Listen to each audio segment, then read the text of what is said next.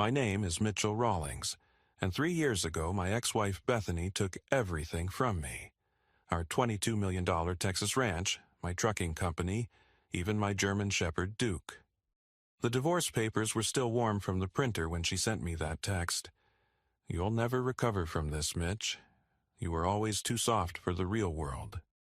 At 33 years old, I went from owning 42 semi-trucks to driving strangers around Dallas in a 10-year-old Honda Accord for Uber. From sleeping in a master bedroom that overlooked 500 acres of Texas hill country to crashing in a one-bedroom apartment where the air conditioner sounded like a dying animal. From being daddy every morning at breakfast to being every other weekend on a court document. But here's the thing about rock bottom. Sometimes it's exactly where you need to be when fate decides to flip the script. One Thursday night, a passenger left her purse in my back seat. When I returned it to her office, her assistant took one look at my face and nearly dropped her coffee. "Oh my God," she said, her voice shaking. "You're James Holloway's son, aren't you?" I'd never heard that name in my life. My father supposedly died in a refinery accident before I was born. At least, that's what my mother Eleanor had told me every time I asked about him growing up. "That was your father?" the assistant continued, pulling out her phone with trembling hands. "He worked here in 1987. He died 3 months ago." She paused, looking me straight in the eye. "He owned 75% of this company." What she said next didn't just change my life. It revealed that everything I thought I knew about my past was a carefully constructed lie, and the man who'd watched me lose everything from afar had been planning my comeback for 33 years. My ex-wife was right about one thing. I never did recover from losing everything. Instead, I discovered I was heir to something much bigger than a trucking company, and the price my father paid to give it to me was 33 years of silence. This is the story of how returning a forgotten purse led me to inherit $847 million, and why I still drive Uber once a month, searching for other forgotten souls who might be one ride away from discovering who they really are. I built Rawlings Transport from nothing. At 22, I bought a beaten-up 1998 Peterbilt with $60,000 I'd saved working oil rigs since I was 18. The truck had almost 400,000 miles on it, but the engine was solid, and that's all I needed. My mother Eleanor watched me sign the papers at the used truck lot in Fort Worth, worry creasing her face. "Mitchell, your father would be proud," she said, touching my shoulder. It was one of the few times she ever mentioned him. According to her, he'd died in a refinery explosion 2 months before I was born. No body was recovered, no life insurance. Just gone, leaving her 7 months pregnant and alone. I named the company after myself because I had no one else to honor. Rawlings Transport started with me sleeping in that truck cab, taking any load that would pay, running routes from Texas to California, sometimes driving 20 hours straight. Coffee and determination were my only partners. By 25, I'd saved enough to buy a second truck and hire my first driver, an old-timer named Cecil who taught me more about the business than any MBA program could have. The growth came fast after that. By my 30th birthday, Rawlings Transport operated 42 trucks with 60 drivers on payroll. We specialized in refrigerated goods, running premium routes for organic food distributors. The money was exceptional. Annual revenue hit $12 million in our best year. I'd married Bethany when I was 27, when the company had just 15 trucks. She was a paralegal at the firm that handled my contracts, beautiful and sharp, with auburn hair and green eyes that seemed to see right through the bullshit of the trucking world. "You're going places, Mitchell Rawlings," she'd said on our first date. "I can always tell which clients will make it big." We bought the ranch when Bethany was pregnant with Colton. $22 million for 500 acres of pristine Texas hill country, complete with a 7-bedroom main house, horse stables, and a spring-fed lake. It was excessive, but Bethany insisted we needed to project success. The mortgage was massive, but the trucking company was printing money. Colton arrived first, then Gracie 2 years later. Those early mornings were golden. I'd wake at 5, make coffee, and watch the sunrise paint our pasture orange while Duke, our German Shepherd puppy, tumbled around the kitchen. Bethany would come down with the kids, Colton chattering about his toy trucks, Gracie still rubbing sleep from her eyes. We'd eat breakfast as a family before I headed to the Rawlings transport headquarters I'd built on the edge of our property. "Daddy's going to work," Colton would announce like it was the most important news in the world. Everything changed when Bethany's cousin Trent moved to Texas. He was a financial advisor from Chicago, all smooth talk and expensive suits. Bethany started having lunch with him, coming home talking about diversification and wealth optimization. She said I was too focused on the trucks, not seeing the bigger picture. "You're sitting on millions in equity, Mitch," she'd say over dinner. "Trent thinks we could leverage the company assets better." I should have seen it coming when she started working with him officially, setting up an office in our guest house where they'd review our finances. Late-night strategy sessions became common.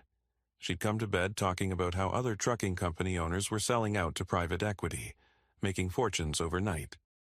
The divorce papers were filed on a Tuesday. I came home from a 3-day route inspection to find them on the kitchen counter right where we used to eat breakfast as a family. Bethany had taken the kids to her mother's in Houston. Duke was locked in his kennel, whimpering. The accusations in the filing were devastating. Financial mismanagement, emotional neglect, creating an unstable home environment. All lies, but Trent had connections.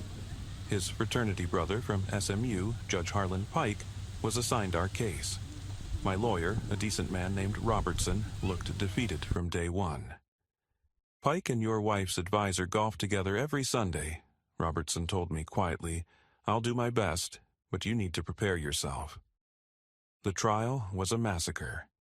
Despite my clean record, despite never missing a school play or soccer game, despite building a multi-million-dollar business from scratch, the court awarded Bethany primary custody. She got the ranch, controlling interest in Rawlings Transport, and $15,000 a month in support. I got every other weekend with my kids in a mountain of debt. Standing outside the courthouse, Bethany approached me one last time. Trent stood behind her, his hand possessively on her lower back. "You were always too trusting, Mitch," she said, not even pretending to be sad. "Business requires sharks, not goldfish. Trent's going to help me turn Rawlings Transport into something special." They dissolved my company in 6 months, selling the trucks for quick cash, firing drivers I'd worked with for years. Cecil called me crying the day they let him go. I was already driving Uber by then, living in a 1-bedroom apartment in Arlington where the walls were so thin I could hear my neighbor's TV through the bedroom wall. My credit was destroyed. My savings were gone. At 33, I was starting over with less than nothing. 3 months into driving Uber, I developed a routine that kept me sane. Wake up at 5, drive the airport runs until noon, grab a gas station sandwich, then work downtown until midnight. 12-hour days, 6 days a week. Sundays were reserved for my kids, though Bethany had started making excuses about why they couldn't come. Gracie has a birthday party, or Colton's not feeling well. I knew she was lying, but fighting her meant more lawyer fees I didn't have. That Thursday evening in August, the temperature hit 103 degrees. My Honda's air conditioning was struggling, and I'd already apologized to 3 passengers about the heat. When I pulled up to Dallas Love Field's arrival zone, I saw her standing at pickup point 7. Francine Oakley, though I didn't know her name yet. She wore a cream-colored suit that probably cost more than I made in a month, her silver hair pulled back in a perfect twist. She was arguing with someone on her phone while juggling a leather briefcase and designer luggage. "The board needs those projections by morning," she said sharply into her phone as she slid into my back seat. "Tell Harrison if he can't deliver, I'll find someone who can." She gave me the address without looking up from her phone.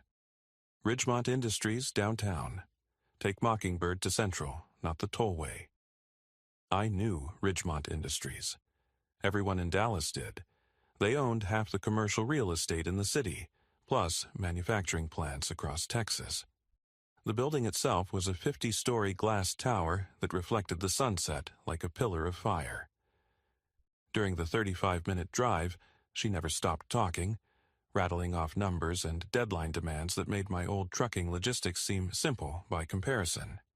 "Driver, I need to stop at my office for just a moment," she said as we pulled up to the building. "Keep the meter running. I'll be right back." She rushed out, leaving behind the sharp scent of expensive perfume. I watched her disappear through the revolving doors, her heels clicking against marble I could see even from the street. 5 minutes passed, then 10, then 20. Other Uber drivers would have left, but something made me stay. Maybe it was the exhaustion, or maybe I just didn't want to deal with hunting for another fare in the rush hour traffic. After 30 minutes, I glanced in the back seat and saw it. Her purse, a black leather piece with gold clasps sitting on the floor behind the passenger seat. She must have put it down while handling her phone and briefcase. I reached back and picked it up. It was heavier than expected. Through the partially open top, I could see her wallet, car keys, and several folders marked "Confidential Board Review." I faced a decision that shouldn't have been difficult, but somehow was. I could drive away with the purse, turn it into Uber's Lost and Found, and let their system handle it. That was the smart play. No interaction with wealthy clients who might complain about anything to protect themselves. But my mother's voice echoed in my head. The same words she'd said when I was 8 and found $20 on the playground. "Integrity is doing the right thing when nobody's watching, Mitchell." The security guard at Ridgemont's lobby desk looked at me like I'd wandered in from another planet. My Uber driver shirt and jeans stood out against the marble and chrome, like a coffee stain on a wedding dress. "I'm returning a purse," I explained, holding it up. "My passenger. She went upstairs about 30 minutes ago. Francine Oakley." His eyebrows shot up. "Miss Oakley, the CEO. I guess she left this in my car." He made a quick phone call, then another. Within minutes, the express elevator opened and a woman in her 40s stepped out. She had sharp features and intelligent eyes that seemed to catalog everything about me in seconds. Her nameplate read, "Denise Vance, Executive Assistant."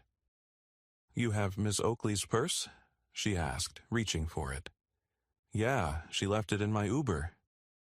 I handed it over, expecting that to be the end of it, but Denise didn't move. She was staring at my face like she'd seen a ghost. The color actually drained from her cheeks. "What's your name?" she asked, her voice barely above a whisper. "Mitchell? Mitchell Rawlings?" She grabbed my arm, her manicured nails digging in slightly. "Rawlings? Your mother's name is Eleanor? How did you know that? Oh my God," she breathed, and I could see her hands starting to shake. "You're James Holloway's son, aren't you? You have to be. You look exactly like him." "I don't know any James Holloway. My father died before I was born." Denise looked around the lobby, then pulled me toward a side corridor. "Please, come with me. There's something you need to know. I've been waiting for this moment for 3 years, ever since Mr. Holloway started calling the office, asking about Eleanor Rawlings and her son. That's impossible. My father's dead." "Your father died 3 months ago," she said firmly. "But not 33 years ago. James Holloway worked here in 1987. He owned 75% of this company through various holdings, and he spent the last 3 years of his life trying to find a legal way to contact you without violating an old court order." My legs felt weak. The corridor seemed to spin slightly. Everything I thought I knew about my life was unraveling in a corporate hallway that smelled like fresh carpet and filtered air. Denise led me into a conference room on the 3rd floor, away from the executive levels. The walls were lined with photographs of Ridgemont Industries through the decades, groundbreaking ceremonies, ribbon cuttings, men in hard hats shaking hands. She locked the door behind us and pulled out her phone. "Before I say anything else, I need you to see this," she said, scrolling through her photos until she found what she was looking for. It was a scanned image of an old company newsletter from March 1987. "That's from our archives. Look at the second row, third person from the left. I took the phone and nearly dropped it. The man in the photo could have been me, transported back 36 years. Same strong jaw, same dark eyes, even the same way of standing with his weight slightly on his left foot. The caption read, James Holloway, Junior Executive, Finance Division. That's impossible, I said, sinking into a leather chair. My mother told me my father died in a refinery accident. She had newspaper clippings. Your mother was protecting you, Denise said gently, sitting across from me. James Holloway was very much alive until 3 months ago. He died of liver cancer at Presbyterian Hospital. Politicians, the whole system. James took the deal to protect your mother and you. But the refinery accident? A cover story. Thomas Ridgemont arranged everything, even had fake newspaper articles printed. Only a few copies, just enough for your mother to have proof if anyone asked. James had to sign papers agreeing never to contact you or Eleanor, never to come within 1,000 feet of either of you. My hands were shaking now. So he just walked away? He never walked away, Denise said firmly. He changed his last name to Holloway, his mother's maiden name, and started investing every penny he earned back into Ridgemont Industries through shell companies, offshore trusts, anything to stay hidden. He knew Thomas would destroy him if he found out. But James was patient. He spent 30 years quietly buying shares from disgruntled board members, from Christina when she needed money for her divorce, from anyone who would sell. 75%? 75.3% to be exact, worth approximately $847 million at current valuation. When Thomas Ridgemont died in 2015, James could have come forward. But your life was stable then. You had your trucking company, your family. He didn't want to disrupt that. But then the divorce happened? Denise nodded. He knew everything. He hired investigators to watch the proceedings. He saw what your ex-wife did, how she destroyed your company. He wanted to intervene, but his lawyers said any contact could invalidate the inheritance structure he'd built. Texas law is complex about parental abandonment and inheritance claims. If he'd reached out, Bethany could have claimed a share as your spouse during the contact period.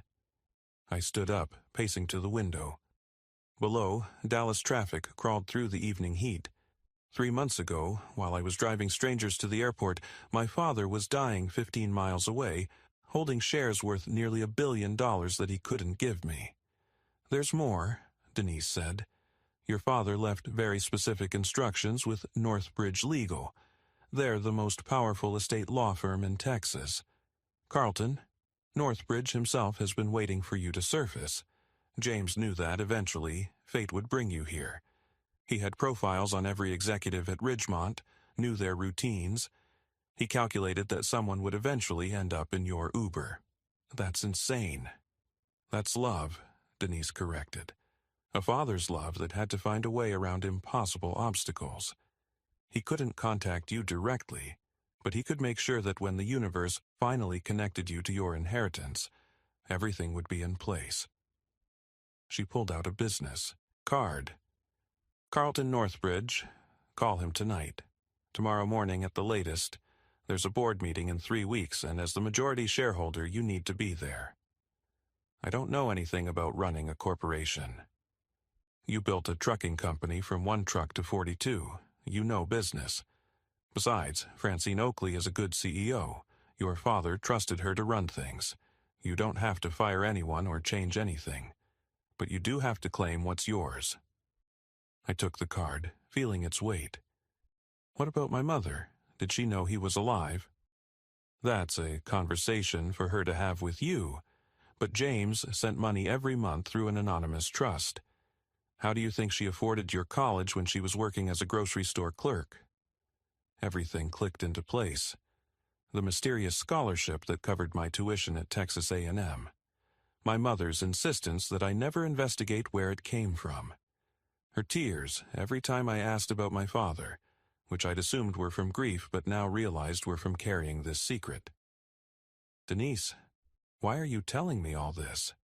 Because James Holloway was a good man who deserved to know his son. Because I've watched this company for 20 years, and I know what he sacrificed to build his stake.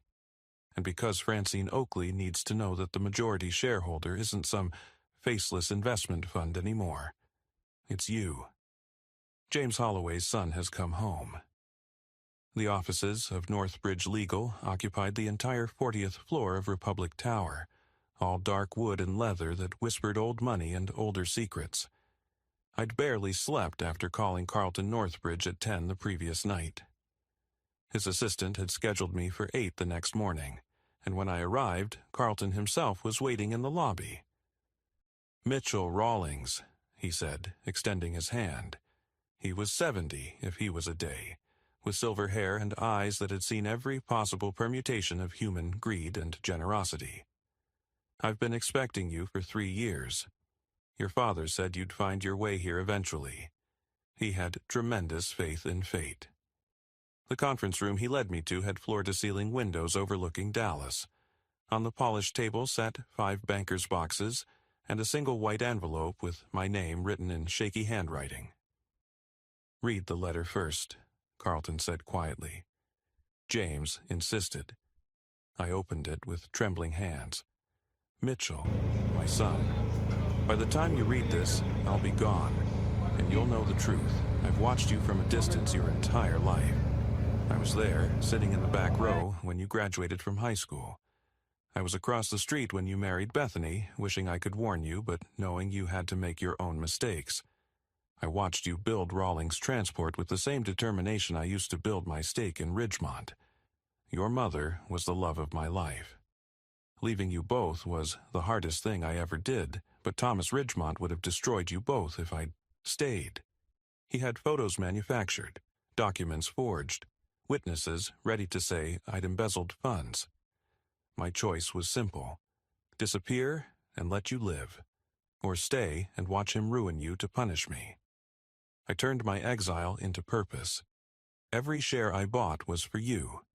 Every late night studying market reports, every proxy battle I fought in shadows, every dividend I reinvested instead of spending on the life I wanted, it was all for this moment. You're not inheriting just money, Mitchell. You're inheriting 33 years of a father's love that couldn't be expressed any other way. Your ex-wife was wrong. You're not a goldfish. You're my son, and you're about to become one of the most powerful men in Texas. Use it wisely. Keep Francine as CEO if she'll stay.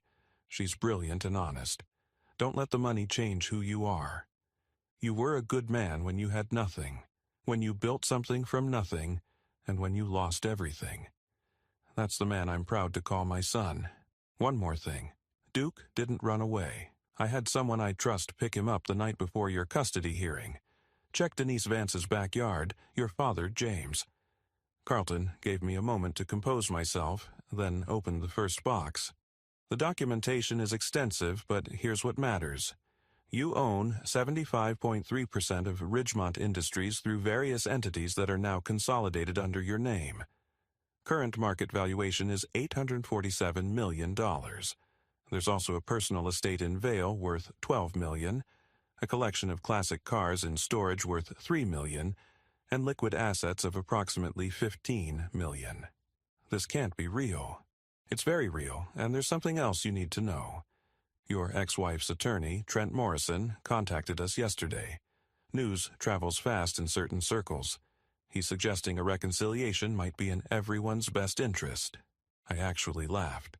Of course he is. There's a board meeting Monday morning. As majority shareholder, you'll need to attend. Francine Oakley has been preparing for this transition. Your father informed her 2 years ago that his heir would eventually surface. My phone buzzed. Bethany.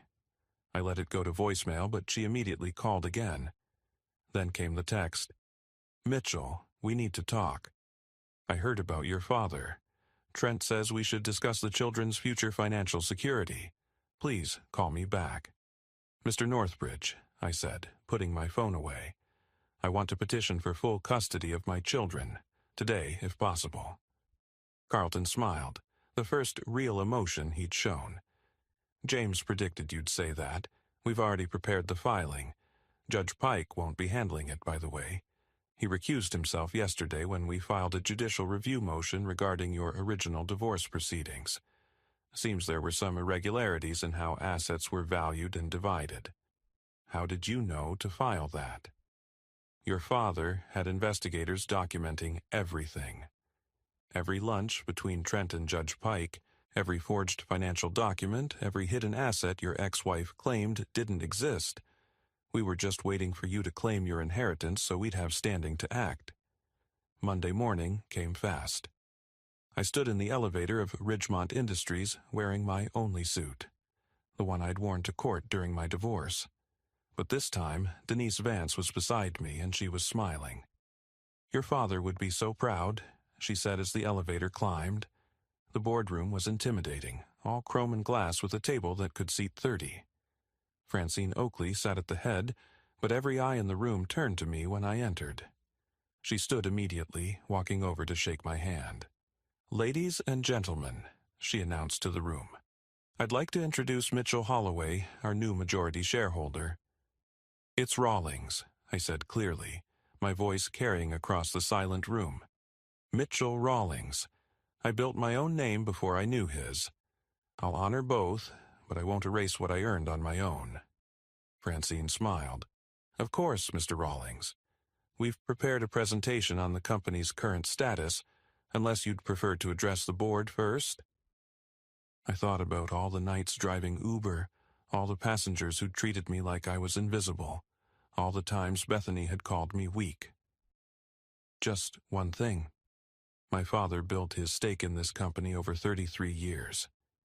He could have cashed out, disappeared, lived like a king somewhere else. He didn't.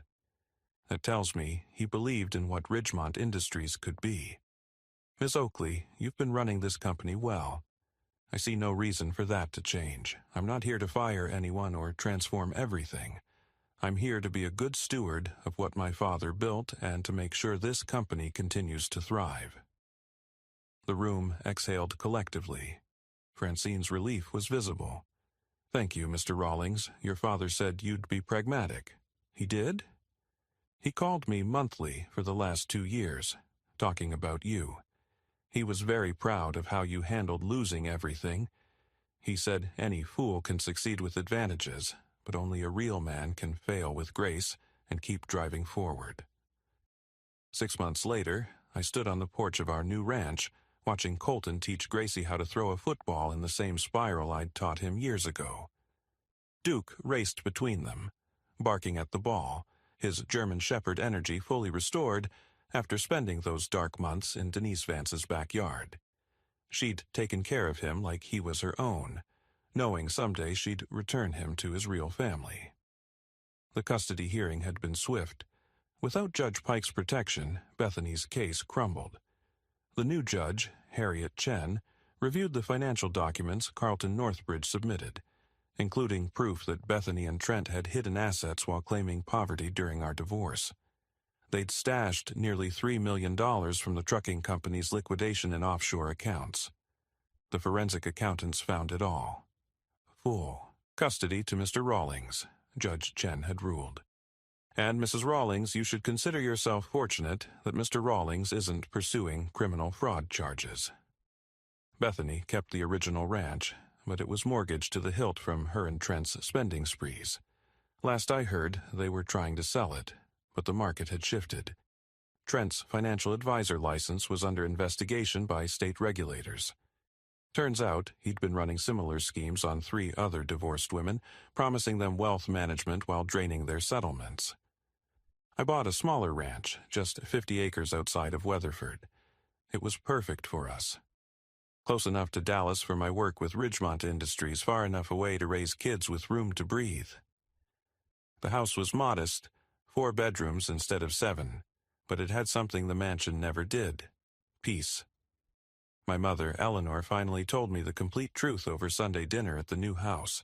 She made her famous pot roast, the one she used to make when I was young, and she was stretching every dollar. "James contacted me once, right after you were born," she admitted, tears rolling down her weathered cheeks. He was sobbing on the phone, begging me to understand. Thomas Ridgemont had shown him photographs, fake ones, that made it look like James had been stealing from the company for years. Bank records that didn't exist. Witnesses who would swear they saw him commit crimes. James said if he didn't disappear, Ridgemont would have him arrested and then come after us too. "You should have told me, Mom." "How could I? When you were 5 and asking why you didn't have a daddy like other kids. When you were 15 and angry at the world. When you were 25 and building your company. There was never a right time." And James made me promise. He said someday, when the old man was dead and you were ready, the truth would find its way out. The college money? Every month, $5,000 appeared in an account. The trust document said it was from a deceased relative's estate. I knew it was James, but I couldn't prove it, couldn't trace it. That money put you through school, Mitchell. Your father never stopped providing for you, just in the only way he could. Rawlings Holloway Logistics launched 3 months after I claimed my inheritance. I started with 10 electric semi-trucks, hiring back every driver Bethany and Trent had fired. Cecil called me crying when I offered him the position of head driver trainer. "Thought I was done for, Mitch," he said over the phone. 68 years old, who's going to hire me? Family doesn't leave family behind, I told him. Diego, the single father who'd been my most regular Uber passenger during my driving days, became our operations manager. He'd been an executive in Mexico before immigrating, but his degrees didn't transfer. I'd learned his story during those long airport runs, how he was working 3 jobs to support his daughters. Now he ran our Dallas terminal with the precision of a Swiss watch. Francine Oakley and I developed an unexpected friendship. She'd been terrified I'd fire her when I took control of Ridgemont Industries, but I meant what I said at that first board meeting. She ran the company brilliantly. I attended monthly board meetings, reviewed major decisions, but let her do what she did best. My focus was on the trucking company, on building something with both names on it, honoring both the father I never knew and the man I'd become without him. Your father would love this, Francine told me during a break at a board meeting. He always said the measure of a man wasn't what he accumulated, but what he built for others. Once a month, I still drive for Uber. 4 hours, usually Sunday mornings when the kids are at their activities. I donate every penny to a fund I established for divorced fathers fighting for custody. The Mitchell Rawlings Foundation has helped 43 men so far, guys who lost everything in court and just needed someone to believe their story. Last week, I picked up a passenger from Lovefield, same spot where I'd picked up Francine that life-changing night. He was young, maybe 25, wearing a cheap suit and carrying a worn briefcase. He spent the ride on the phone, trying to coordinate job interviews while his car was in the shop. "Rough day?" I asked when he hung up. "Rough year," he admitted. "But I'm building something. My dad always said the only way out is through." I handed him my real business card when we reached his destination. "Call my office Monday. We're always looking for hungry people who understand that success isn't about where you start, but how you handle the journey." His eyes widened when he read the card. "You're Mitchell Rawlings? The guy who owns Ridgemont Industries? Why are you driving Uber?" "Because every passenger has a story," I told him. "And sometimes a forgotten purse in the back seat can change everything. Sometimes being at rock bottom is exactly where you need to be when fate decides to flip the script." Bethany sent me one final text last month. "I underestimated you." I didn't reply. I was too busy teaching Colton how to change the oil in a truck, while Gracie painted a portrait of Duke in the garage. My mother was in the kitchen making cookies with Diego's daughters, who'd become like cousins to my kids. The sounds of family filled every corner of our smaller, perfect home. You see, Bethany was wrong from the beginning. She said I'd never recover from losing everything, but recovery was never the point. The point was discovering that my father had spent 33 years in exile, building an empire he couldn't claim, just to ensure that one day, when I needed it most, I'd have the resources to protect what really mattered. The money didn't save me. The truth did. The truth that James Holloway loved me enough to disappear. That Mitchell Rawlings was strong enough to survive. Rock bottom. That sometimes the inheritance that matters most isn't stocks or real estate, but the knowledge that someone believed in you enough to play a 33-year-long game just to see you win. Every morning, I drive past the cemetery where my father is buried. His headstone reads, James Holloway, father, investor, patient man. I brought Colton and Gracie there last week. They left drawings on his grave, pictures of our new house with all of us standing in front, even Duke. Was Grandpa a good man? Gracie asked. He was a patient man, I told her. And sometimes that's the best kind of good there is. The Rawlings Holloway logo is on 40 trucks now, with plans for 100 by next year. But success isn't measured in fleet size anymore. It's measured in Saturday morning pancakes, in Duke's excited barking when the kids come home from school, in my mother's laughter echoing through a house built on truth instead of secrets. Rock bottom, I learned, isn't a failure. It's just solid ground to build something better. And sometimes when you think you've lost everything, you're actually about to find exactly who you were meant to be. My name is Mitchell Rawlings, son of James Holloway, and this is my story. If this story resonated with you, if you've ever been knocked down and wondered if you'd get back up, hit that like button below. Share this video with someone who needs to hear that rock bottom isn't the end, it's often the beginning. And don't forget to subscribe to this channel for more incredible true stories of redemption, unexpected inheritances, and the kind of plot twists that remind us life is stranger and more beautiful than fiction. Remember, sometimes the biggest fortune isn't what you inherit, but what you choose to build with the pieces of your broken life. Until next time, keep driving forward, because you never know which passenger, which moment, which forgotten purse might change everything.